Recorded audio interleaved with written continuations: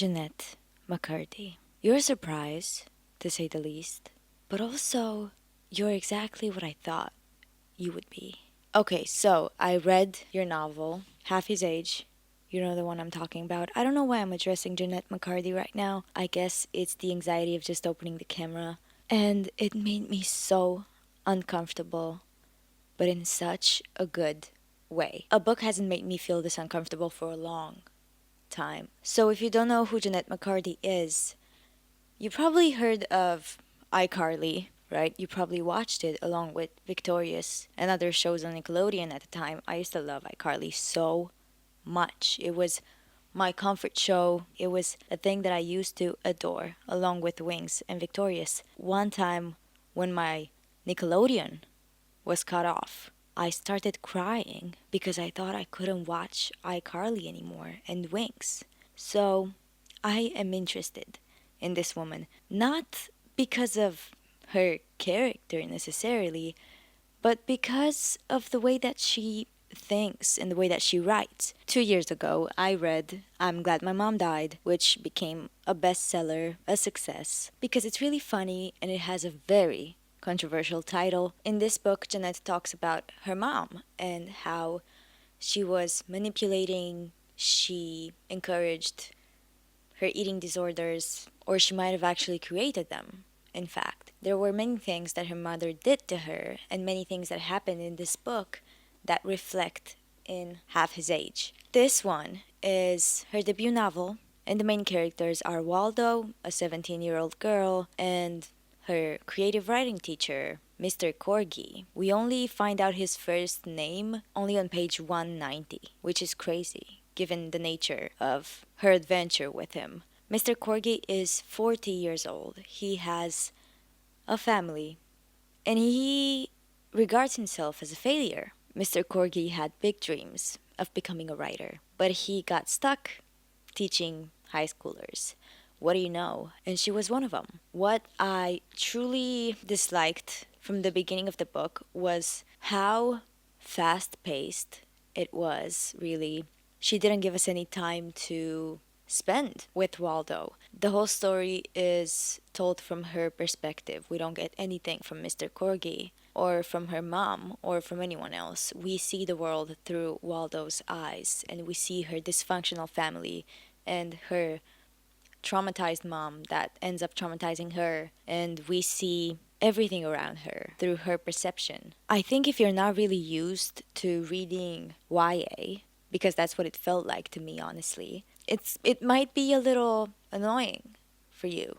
And it was a little bit annoying for me too, at some points. But I'm just so used to reading YA novels that I just got it, and it was actually enjoyable for me. But I guess what differentiates this from an actual YA novel is the nature of the subject and also the language that's used in this. I don't know what word to use.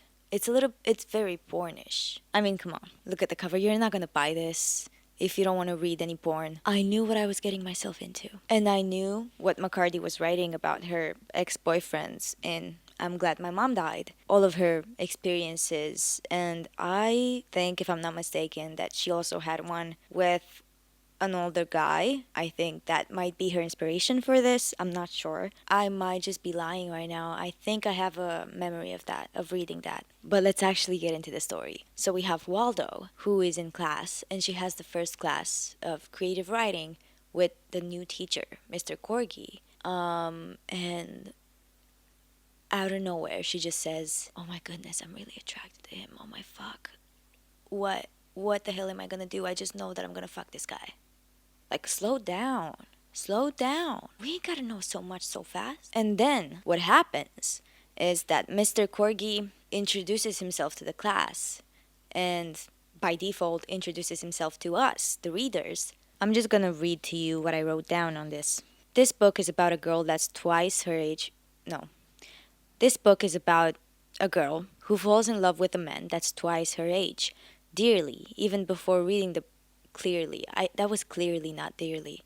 Clearly, even before reading the book, you might realize that most probably he's in a position of power, right? Because what 17-year-old would ever fall in love with a 40-year-old if that man wasn't in a position of power. Do you know what I'm saying? In this one paragraph, she just handed to us everything we needed to know about this man, at least what we need to know now about him. In the beginning, his age, his job, and what he perceives to be his biggest failure are served to us on a platter. Mr. Corgi introduces himself to us out of nowhere with all of the details about him. All that he has left to tell us is his address and what his favorite breakfast is, honestly. And I thought that was a little bit too fast, again, referring to the fact that she's very impatient in her writing.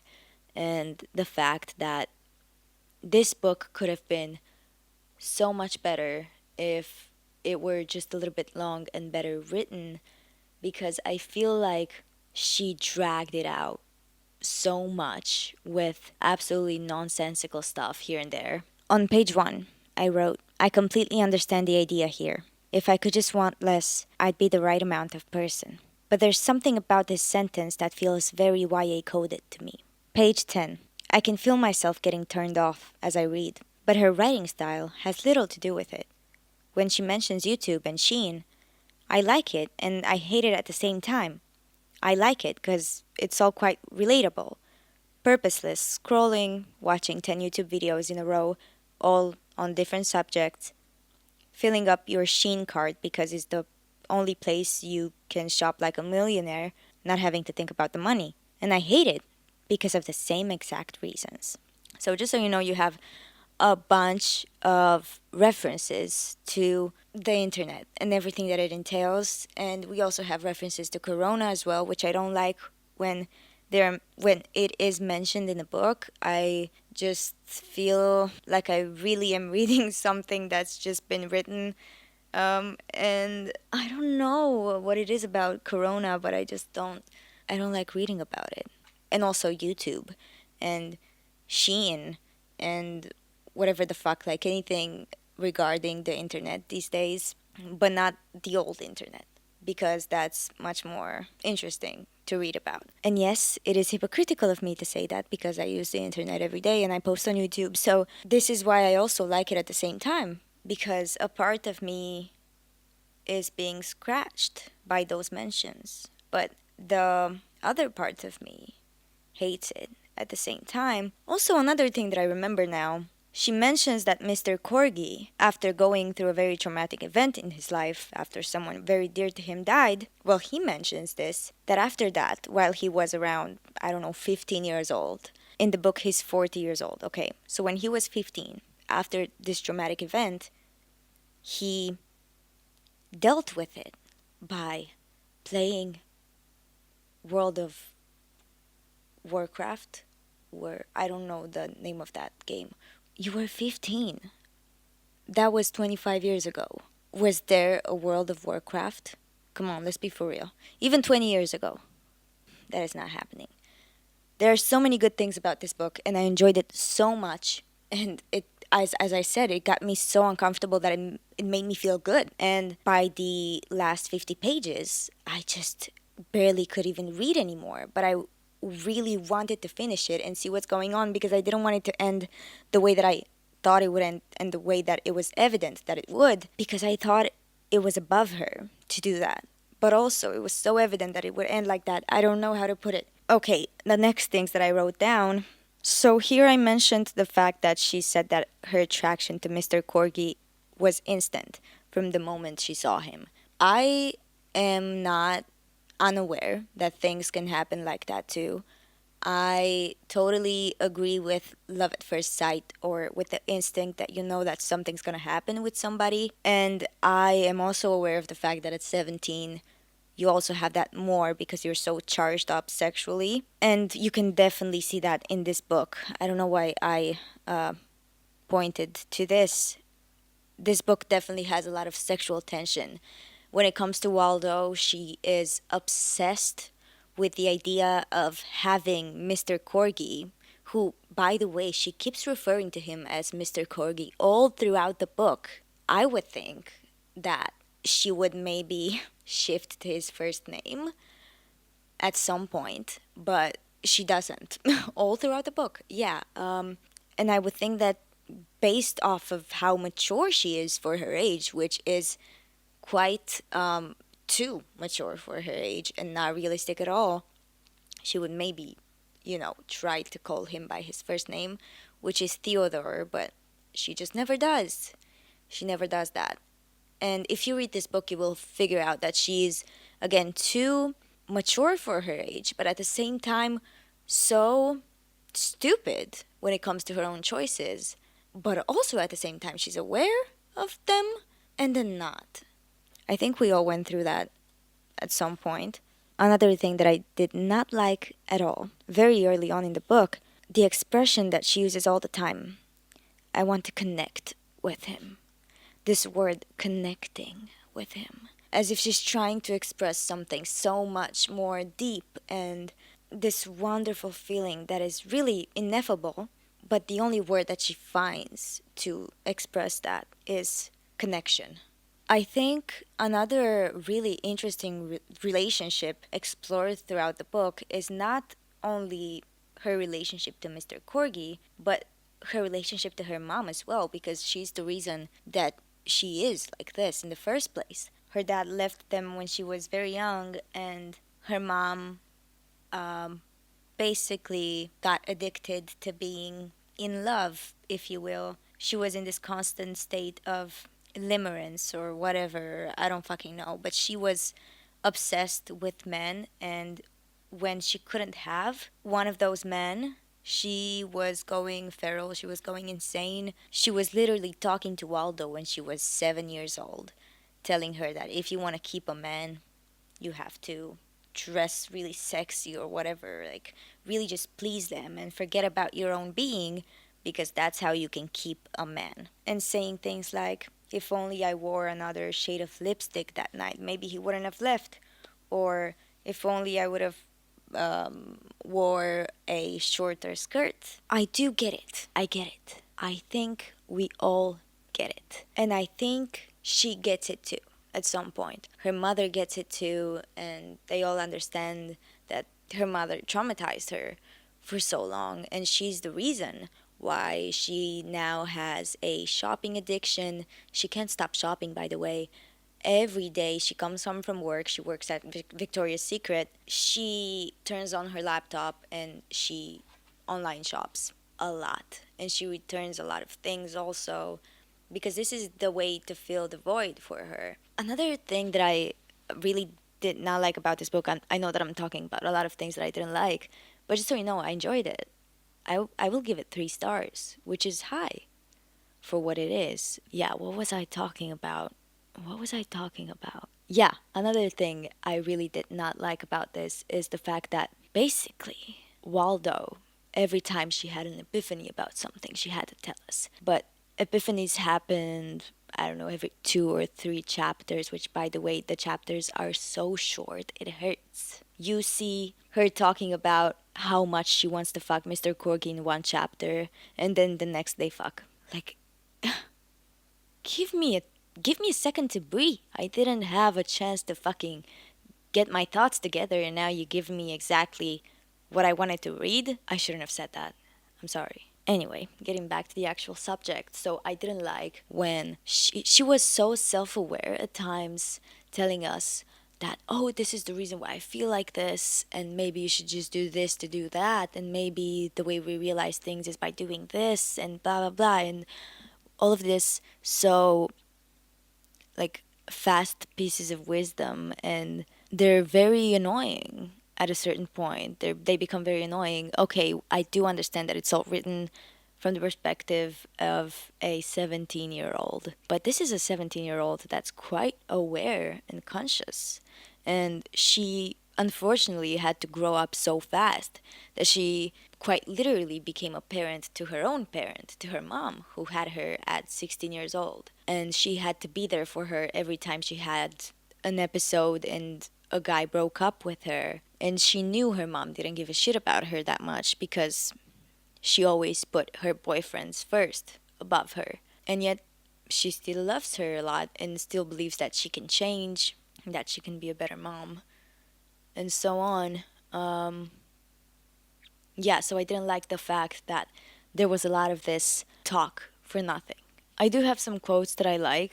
To be regarded highly enough to be disappointing. This is what I'm talking about when I speak of a 17-year-old being so aware, because that doesn't seem like something that a 17-year-old would think of, even though they might.